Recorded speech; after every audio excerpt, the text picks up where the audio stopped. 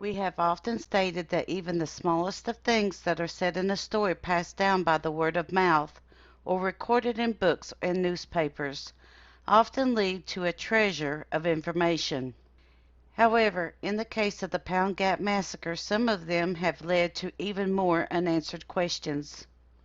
And one of the biggest mysteries and by far the largest unanswered question in the story of Killing Rock is, who is Amanda Jane Mullins? The only hard, concrete evidence easily found on Jane Mullins is that she was Wilson's wife. This is verified by the 1880 census, where she is listed in Pike County in the Upper Elkhorn Creek District simply as Jane Mullins' wife. We are told from the various websites that she is Ira Mullins' sister. However, some sites claim that she was his daughter. But there is no evidence for her being his daughter, and the genealogy websites listing her as his sister are contradictory. Some have her listed as Amanda Jane Mullins with a birth date listed as born about 1855, while others have her with a birth date ranging from 1851 to 1857, while some have no birth date for her at all. By far, the strangest websites has Amanda Mullins listed with a birth date of May 5th, 1855, and another sister named Jane Mullins with no birth date, or some of these sites even have them listed the other way around. Combine this with the fact that there is no clear evidence for her death or the date, and Jane Mullins becomes an enigma. There are two clues found in the story of the apprehension of the Fleming brothers. In this story, we are told that Cal was killed and Heenan was captured. However, the story goes that when Heenan comes to trial on July 24, 1894, he is acquitted because Jane Mullins had died, even though that we are told Heenan had made a full confession. This statement is odd to say the least, but for now we will focus on this clue and come back to this story in a later episode. This puts Jane's death at a fixed point sometime before July 1894. But at the Potter Murdered Man Cemetery, her grave has a marking stating that she passed away on February 15, 1892, which is nearly 3 months before the massacre. Some websites give her death as being February 15, 1895. The genealogy sites are of no help either, as they have her death ranging from 1892 to 1948. This in itself is further complicated in the fact that there is another Jane Mullins in the story. Rebecca Jane Mullins was the daughter of Booker Basil, also known as Cripple Basil Mullins, and America Baker. She was born on May 5, 1885, and had a sister named Amanda M. Mullins, born in 1857, who married Benjamin Taylor. However, Rebecca supposedly had 2 children by Doc Taylor, and although Doc Taylor bought her a house on Bold Camp in the Pound, they would never marry. We will look at this story in a later episode as well. Rebecca and her sister Amanda were first cousins to Jane's husband, Wilson Mullins. Ira and his sister Jane were also the first cousins with Wilson. There is another remarkable similarities between the two Janes. However, according to the 1870 census, Jane Mullins is the wife of Wilson, and a sister to Ira was named Amoda Jane Mullins. This explains why the two genealogies had reported that she was also known as Mona. She was born on May 5, 1855, as well as had a daughter with Wilson named Amarinda or Mindy Mullins, who was born in 1881. Rebecca Jane Mullins had a daughter in 1885 named America or Mandy Mullins.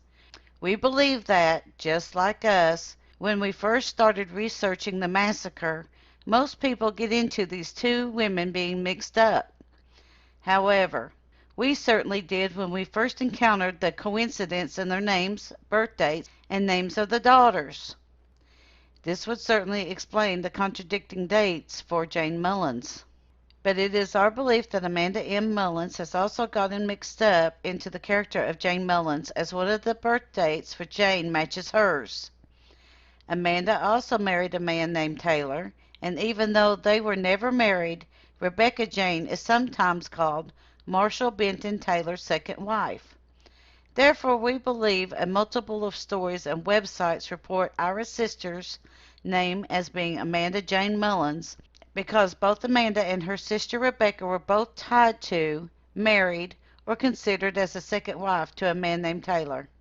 While it is true that an 1860 census report states that Jane Mullins is Amanda, when reviewing the actual microfilm of the census, her name is spelled Amoda, Amoda Jane Mullins.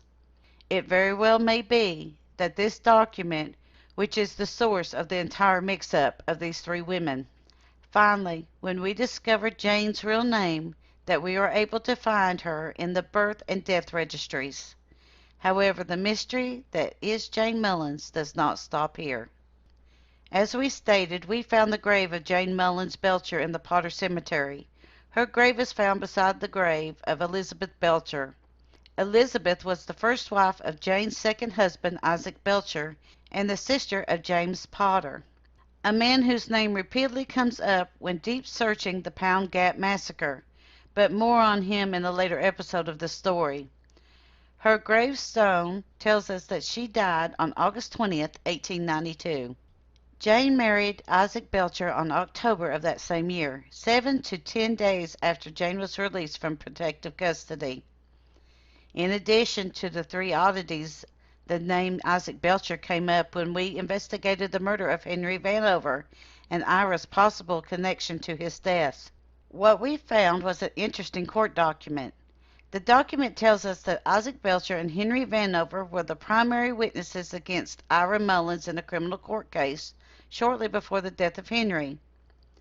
This prompted us to take a closer look at Isaac Belcher and his relationship with all those involved.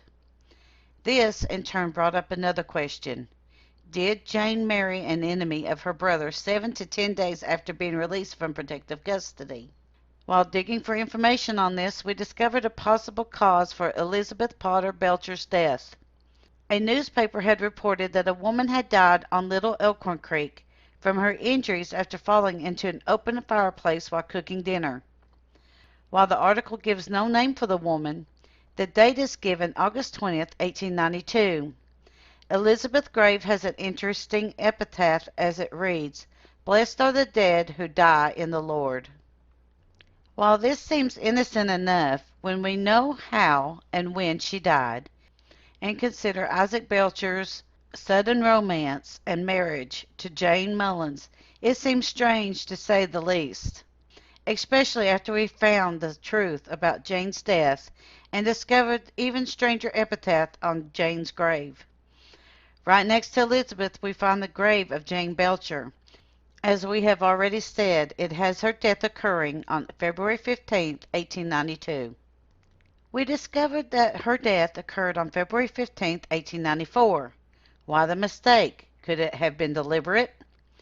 It is often reported that Jane died in childbirth, and we found that this is the story told in the family, as told to us directly by Jane's great-great-great-grandson. We had been interviewing him through a social media application. He was shocked and refused to believe us when we told him how Jane actually died. After producing the newspaper clip, he became upset with us and ended the interview accusing us of digging up a past that no one wanted to know.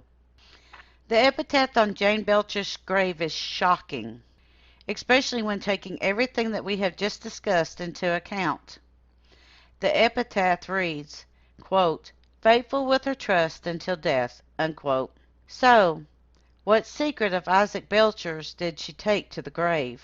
We think that her death may tell us. We also have a lot of people who have gone to great lengths in order to cover up that death. She has been confused with at least two other women, and her identity has been obscured with them.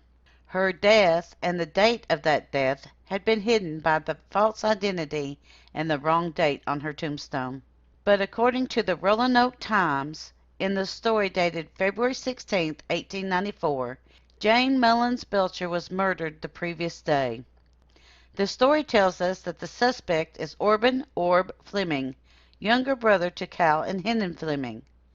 The reporter suggests that the shooter hid in the brush some distance from the cabin. However, there are a few particulars that this story does not tell us.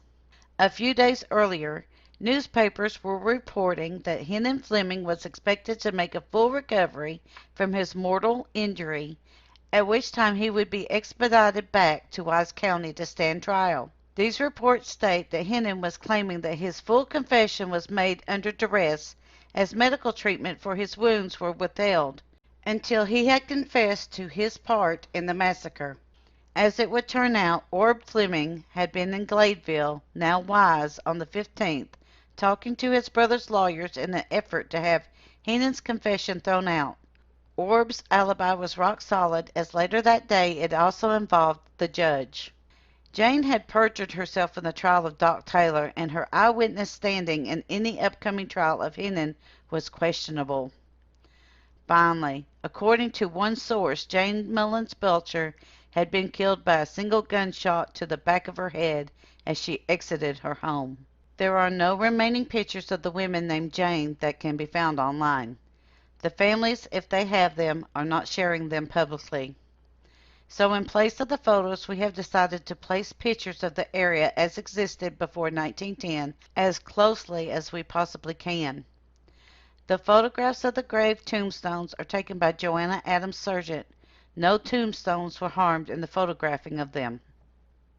Thank you for continuing to support Kentucky Tennessee Living as we bring to you the history of the Appalachian Mountains. Please like, subscribe, and share below. Also hit the bell for notifications of future videos. And once again, be sure to leave us a "Hey y'all" in the comments section below.